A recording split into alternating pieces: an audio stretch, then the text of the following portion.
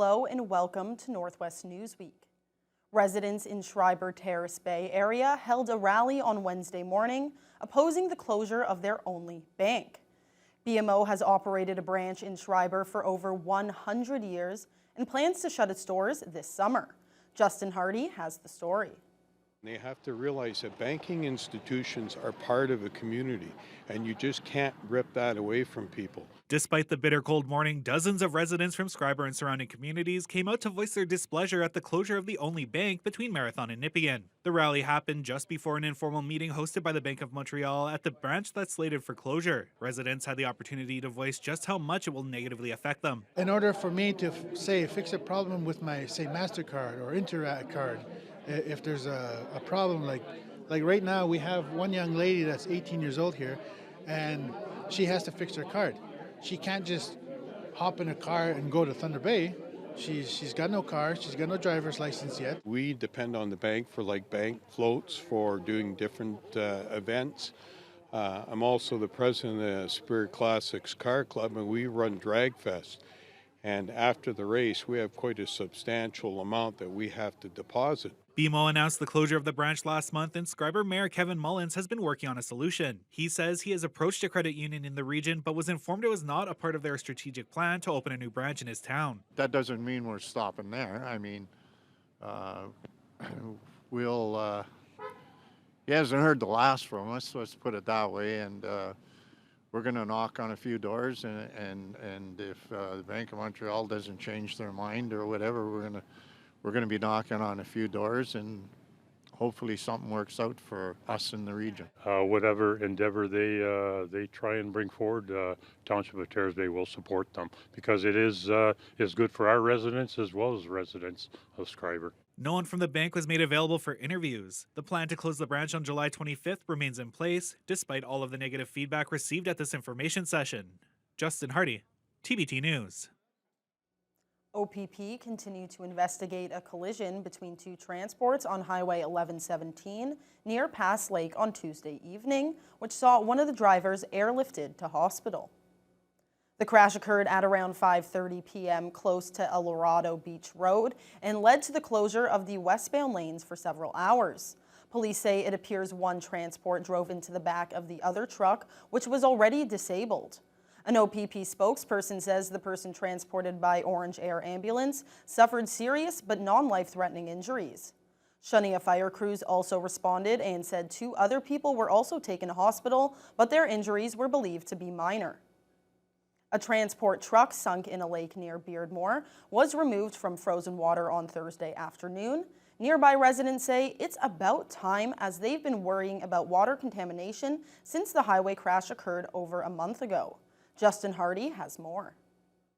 We all kind of having a collective sigh of relief knowing that the truck is finally out of the water and can do no further damage. Sean McCollum, who shot this drone video, is celebrating now that a transport truck has been removed from Reflection Lake near their family business. On January 12th, the transport crashed through a guardrail and came to rest on the ice of Reflection Lake. No injuries were reported, but the next morning, the truck broke through the ice and became mostly submerged. McCollum says there was some concern of contamination of the water, but he's thankful it wasn't as bad as it could be. The amount of transports that go by there, most of them are carrying a lot worse things than what this transport had. This one just had, I believe it was aluminum sheeting, and the only thing that really got into the lake was the diesel fuel from the truck. Now, if something else went in there, like nuclear waste or let's say a tanker truck with 300,000 liters of diesel or something stupid like that, well, now that would be a big problem. After a number of delays, the transport was successfully removed from the water Thursday using two large cranes. With residents worried about contamination around the truck, the Ministry of Environment released a statement reading, "The ministry has taken samples at distances safe to sample around the submerged vehicle. Laboratory analyses of these results show concentrations below ministry standards for all the parameters analyzed. As a precaution, additional containment will be deployed prior to vehicle extraction." This incident is far from the first to happen on this particular stretch of Highway 11, according to Kim McCullum. She says she wants to see something done to increase safety in the area. There's been at least a dozen wrecks on that same corner, not necessarily in the lake, but in the same spot since last fall. So it would be great if the Ministry of Transportation can put some form of signage or warning up saying about the corner or reduce a speed limit or something, because this continues to happen regularly, and it doesn't matter if it's winter or summer, and it's not always road conditions. Eyewitnesses say the removal process only took 10 to 15 minutes. It was estimated that the cost of removing the truck was around $2 million.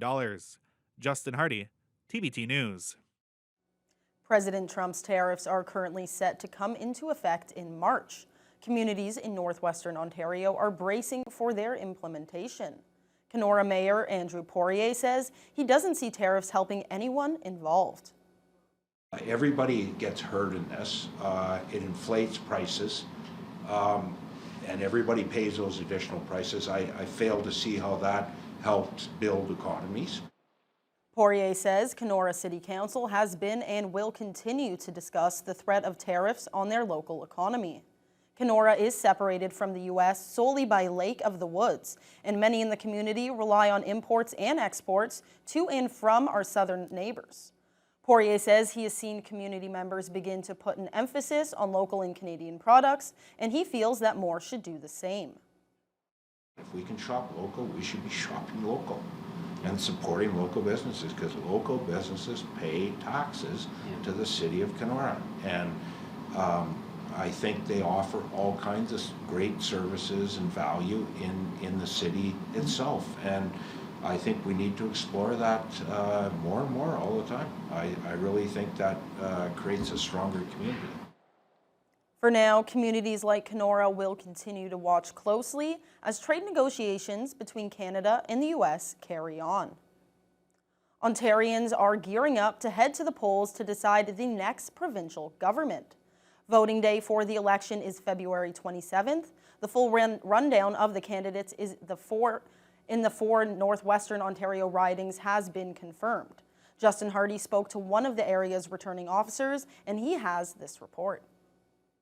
Voting day is fast approaching for the 2025 provincial election. Thunder Bay Superior North Returning Officer Julio Gomes says all the names that will appear on the ballot are now confirmed, along with voting locations. That information is being processed today, so in the next couple of days, hopefully residents will receive their voter information cards. The Thunder Bay Atikokan riding has 6 candidates: Eric Arner for the Green Party, incumbent PC Kevin Holland, Casey Jones for the Northern Ontario Party, Stephen Marguerite with the Liberal Party, Judith Monteith Farrell for the NDP, and Martin Templeman of the New Blue Party. The Thunder Bay Superior North riding will see Daniel K. Campbell of the Northern Ontario Party, Progressive Conservative Rick Dumas, Liberal Brian Hamilton, Independent candidate Steve Hansen, John Northey for the Green Party, and New Blue Catherine Sutari, all vying for the seat held by NDP incumbent Lise Vaugeois. Gomes says now that nominations are closed, returning offices are planning for the early voting days. We will have 3 days of advance voting, and that'll be next Thursday, Friday, and Saturday, February 20th to 22nd, at a variety of locations in the city and across the district. And those polls will be open 10 a.m. to 8 p.m. And of course, you can vote at any location as long as it's within your electoral district. In Kenora Rainy River, the candidates are Anthony Leake for the Liberals, the Green Party's John Reddins, New Blue Randy Ricci, incumbent Greg Rickford of the PC Party, and Rudy Turtle on behalf of the NDP. The Kwetnung riding has 5 candidates: Teresa Lepich of the Northern Ontario Party, incumbent NDP member Sol Mamakwa, Manuela Michelizzi for the Liberals, Progressive Conservative Waylon Scott, and the Green Party's Carolyn Spicer. Gomes says that there is an option to vote at each returning office for those that need another option. So if you can't make it to the advance vote, or you can't make it on polling day, which is February 27th, you can still come to the returning office and cast a ballot. The special ballot offices are open 10 a.m. to 8 p.m., Monday to Saturday, noon till 5 on Sunday. More information about your riding, including the best place for you to vote, can be found at elections.on.ca. Justin Hardy, TBT News. We'll have more on the candidates running in Thunder Bay Atikokan coming up after this short break.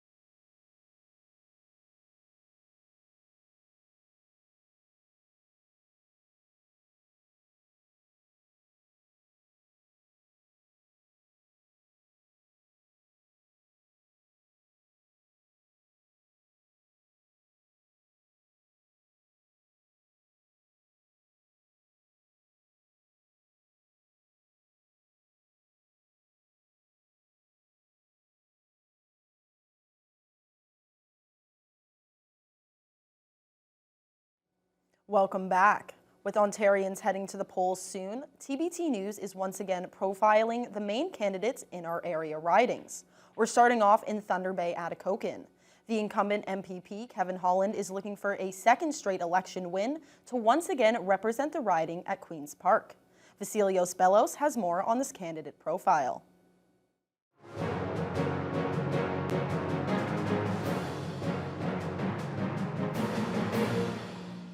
Progressive Conservative Kevin Holland has served as the MPP for Thunder Bay Atikokan since 2022, when the longtime mayor of Conmee made a successful switch to provincial politics.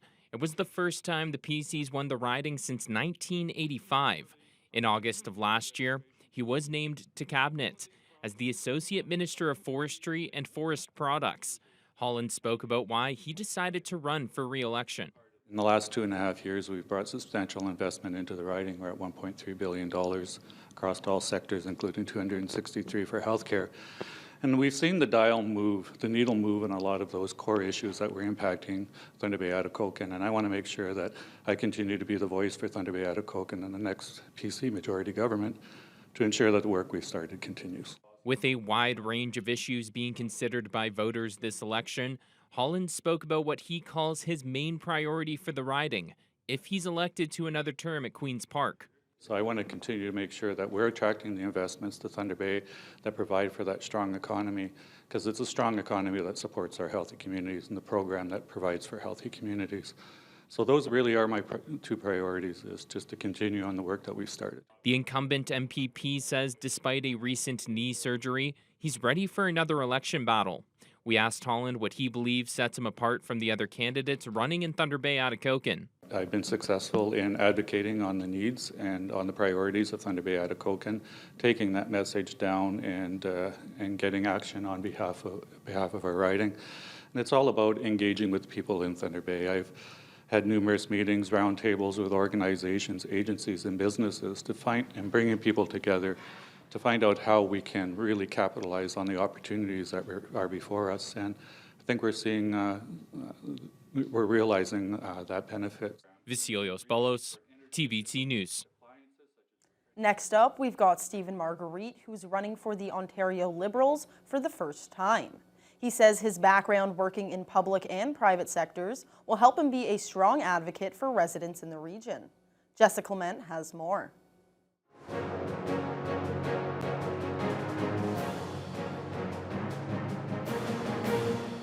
Liberal candidate Stephen Marguerite is newer to provincial politics, but believes his experience will help him be a strong voice for the Thunder Bay Atikokan riding. He spent 5 years working as a constituency assistant to former cabinet minister Michael Gravel, and is currently the coordinator for the George Jeffrey Children's Foundation. He also chairs the city's Clean, Green and Beautiful Committee and the Downtown Fort William Revitalization Committee.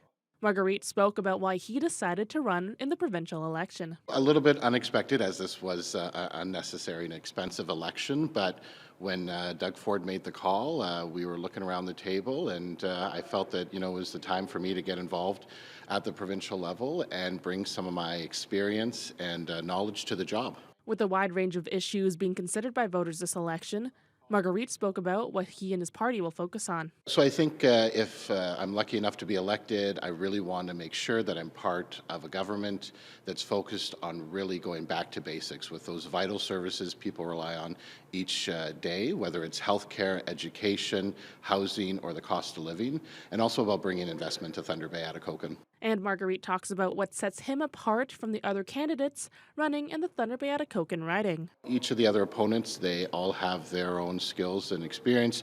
I bring my both public and private sector experience to that, coupled with my previous experience working for an MPP.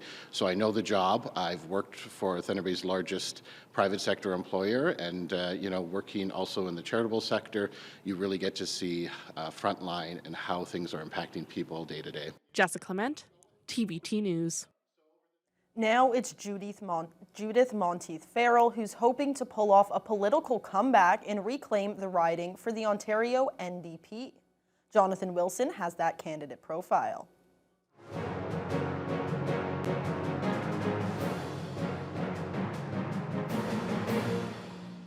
Judith Monteith-Farrell was elected MPP for Thunder Bay Atikokan in June of 2018, beating out longtime Liberal Bill Morrow by just 81 votes. 4 years later, the riding changed colors again, as Monteith-Farrell was defeated by PC candidate Kevin Holland by around 900 votes. Now she's back again, representing the NDP in another provincial election. Monteith-Farrell says watching the Ford government's actions over the past 2.5 years was all it took to convince her to run again. How could I not run? Really, we have a time of crisis and we need people with experience to be at Queen's Park to deal with it. We also need a government that's compassionate and not a government that is like wasting money on silly things like spas in Toronto. So maybe I was mad as hell and didn't want to take it anymore, but I'm back. Monteith-Farrell says there are many reasons why she's aiming to win the riding back for the NDP, including healthcare, the addictions crisis, and affordable living for people across the Thunder Bay Atikokan riding. My main priority is to ensure, A, that the voices of the people in Northwestern Ontario are heard on the things that are important to us, like our health care, our roads. And I'm also really wanting to make sure that we are compassionate in a time when things could get really rough.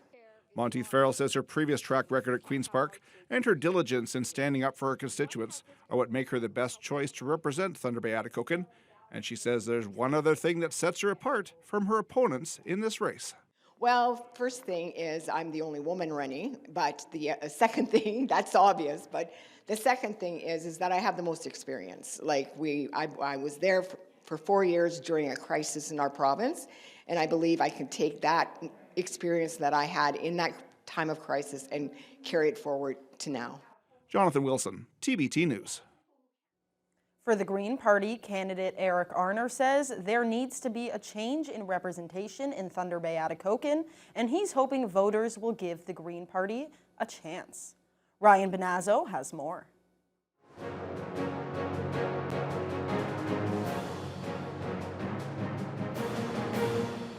I'm just jumping into the race to run with the Greens because they're a party that allows you to speak your mind and represent your own constituents, unlike some of the other parties. The ones that's in power now, the PCs, they don't allow their MPPs to really represent the people of their constituencies because Doug Ford really wants to be in charge in that way, and I really think we need some alternatives to that. Green Party candidate Eric Arner is a teacher in Atikokan. He says, as a teacher and a dad, he understands the struggles of the average Ontarian, and that makes him a good voice for the people in this riding. This is his second time running for the Greens in Thunder Bay Atikokan. He also ran in the last provincial election in 2022. Arner believes it's important for a variety of political opinions to be expressed at Queen's Park. I would love to be a part of the Green team that's growing in Queen's Park, and they're providing a backdrop, an alternative to what has been available to Ontarians for the last 6 years, which has really been falling short. And so I really hope that we can get more representation from the Green Party in Toronto and represent the people of the province in a way that reflects their values. Ryan Benazzo, TBT News. Next week, we'll hear from candidates running in the other ridings around the Northwest. The Museum of Atikokan is highlighting the town's rich hockey history in a new exhibit. Stay tuned for that story when Northwest Newsweek returns. I wanted to pick a topic that would, bring back memories, was nostalgic.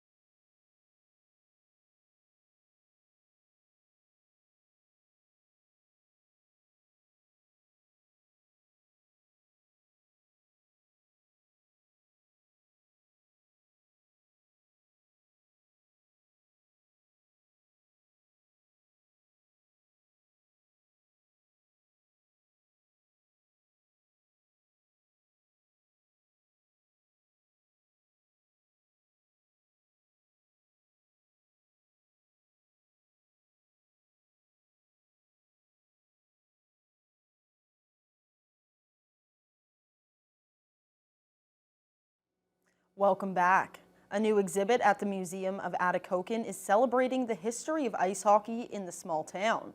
It's called Home Ice Advantage, Stick Handling Through Atikokan's Rich Hockey History, and it opened last weekend. Justin Hardy has the story. Hockey has always been so important to me. Museum of Atikokan curator Patty Nagel says she was thrilled to be able to put together the new exhibit. Like many towns in northwestern Ontario, Atikokan started as a mining town, and many residents turned to hockey as the main form of activity and entertainment. The town had up to 5 outdoor hockey rinks as early as 1950. Nagel says the exhibit covers a lot of different aspects of hockey in the town. Up until 1969, all minor hockey league games were played on outdoor rinks.